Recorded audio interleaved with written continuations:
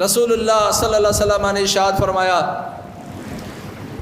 کہ قیامت کے دن جو اللہ تعالیٰ نے حساب کتاب کرنا ہے، لا تزول قدم عبد حتی یسأل عن خمس، کسی آدم کے بیٹے کے قدم ہلنے نہیں دیے جائیں گے، وہ اپنے پاؤں ہلا نہیں پائے گا، کھڑا ہوگا جب تک 5 چیزوں کا جواب نہ دے لے۔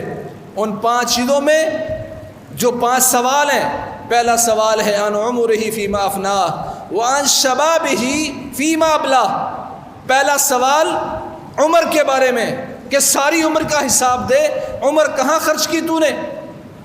یہ کہے گا جی پہلے بچپن میں تھا، اسکول پڑھتا رہا، پھر کالج چلا گیا، یونیورسٹی، پھر اس کے بعد میں نے جاب شروع کر لی، پھر بچے، اور آخر مر گیا۔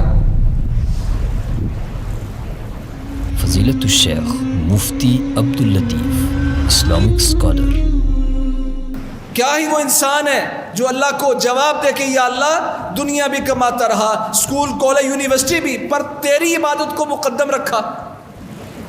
عمر کے بارے میں حساب کے بعد الگ سے ایک سوال ہے، وَعَنْ شَبَابِهِ فِيمَا أَبْلَاهُ، جوانی کے بارے میں تو ساری جوانی میں عمر کے سارے حصے موجود تھے، پر الگ سے اللہ نے جو سوال کرنا ہے وہ ہے جوانی۔ جوانی بتا تو نے کہاں استعمال کی؟ یہ جوانی بھی عمر کا حصہ ہے، یعنی عمر اور جوانی یہ 2 سوال انسان سے وقت کے بارے میں کیے جائیں گے کہ تو نے ساری عمر کیسے گزاری، اور بالخصوص بتا جوانی کیسے گزاری۔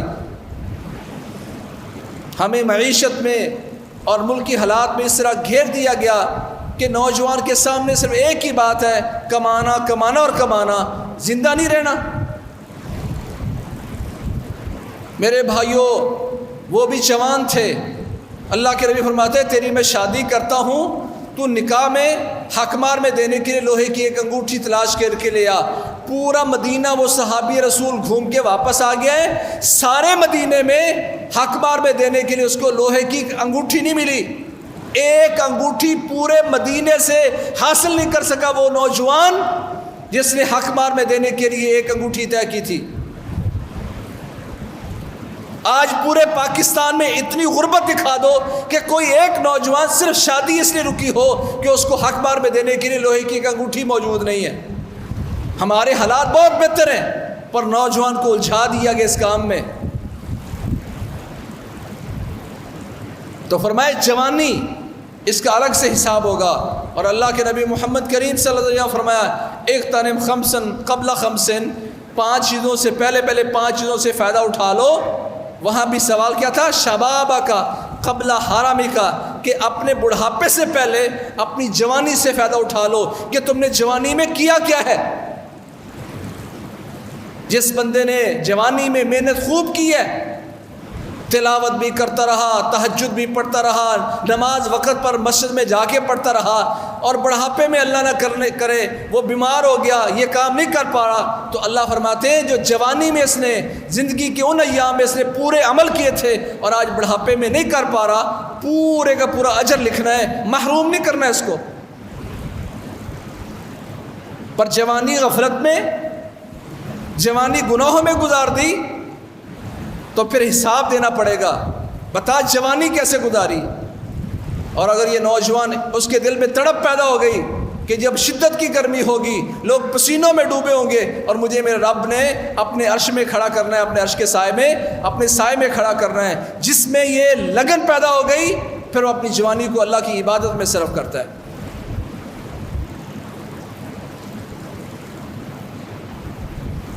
جوان تو حضرت یوسف بھی تھے، کیسے گزاری انہوں نے جوانی اپنی؟ جن جوانوں کو یہ پتہ چل گیا کہ دنیا کی زندگی کی کوئی حقیقت نہیں ہے، یہ زندگی اللہ کے نام پہ، یہ جوانی اللہ کے نام پہ لگا دیں گے، آسانیاں پیدا ہو جائیں گی۔ مصعب بن عمیر رضی اللہ تعالیٰ عنہ مکہ المکرمہ میں شاہانہ زندگی بسر کرتے تھے، ان کے لیے باہر سے لباس بن کے آتے تھے، جو وہ لباس پہنا کرتے تھے شام و عراق سے، ایران سے باہر سے بن کے آیا کرتے تھے، اور لباس بھی زیادہ دیر نہیں پہنتے تھے، 1-2 دفعہ پہنا، لوگوں میں تقسیم کر دیا، اگلا لباس پہنیں گے۔ خوشبو اتنی اچھی لگایا کرتے تھے جس گلی میں داخل ہوتے لوگ محسوس کر لیتے کہ مصعب بن عمیر اس گلی میں داخل ہو چکے ہیں یا یہاں سے گزر کے جا چکے ہیں، اتنی اچھی خوشبو لگانے والے۔ پر آج محمد کریم صلی اللہ علیہ وسلم میدان احد میں سے گزر رہے ہیں تو ایک نوجوان کے پاس سے گزرے جو مبلغ مدینہ بن کے آئے تھے، مصعب بن عمیر ان کے پاس سے گزرے، آنکھوں سے آنسو جاری ہو گئے، یا اللہ یہ وہی مصعب ہے جو مکے کی زندگی شاہانہ گزارا کرتا تھا، اچھا لباس پہنا کرتا تھا، بڑا عظیم انسان سمجھا جایا کرتا تھا۔ آج اس مصعب بن عمیر کے لیے کفن کا کپڑا بھی پورا نہیں ہے، ایک چادر ہے اور وہ بھی پوری نہیں ہے۔ کہا اس کے منہ پر چادر ڈالو اور پاؤں ننگے ہیں تو اس پر گھاس ڈال دو، اس پر بوٹی ڈال دو۔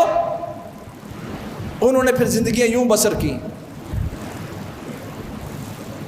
آج ہمارے بھی نوجوان ہیں، ان کے سامنے ترجیح ہے، جب مسلمان ہوئے اماں نے کہا جو لباس تو نے پہن رکھا ہے یہ میرا ہے اور تو محمد کریم صلی اللہ علیہ وسلم کا بن چکا ہے، اتار یہ سارا لباس۔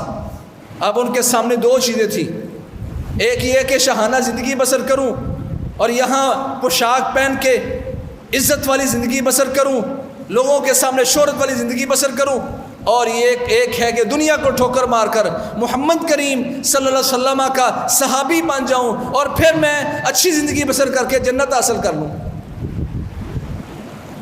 لباس بھی پورا نہیں ہے، ایک چادر۔ آج ہمارے سامنے دو چیزیں ہوں، جاب رکھ لو یا داڑھی رکھ لو۔ میرے نزدیک ترجیح کیا ہوگی؟ اللہ معاف کرنے والا جی، جاب پھر کب ملنی ہے؟ میرے نزدیک ترجیح دنیا ہے، ان کے نزدیک ترجیح آخرت تھی۔ خیر کی بات آگے شیئر کیجیے اور اپنے لیے صدقہ جاریہ بنائیے۔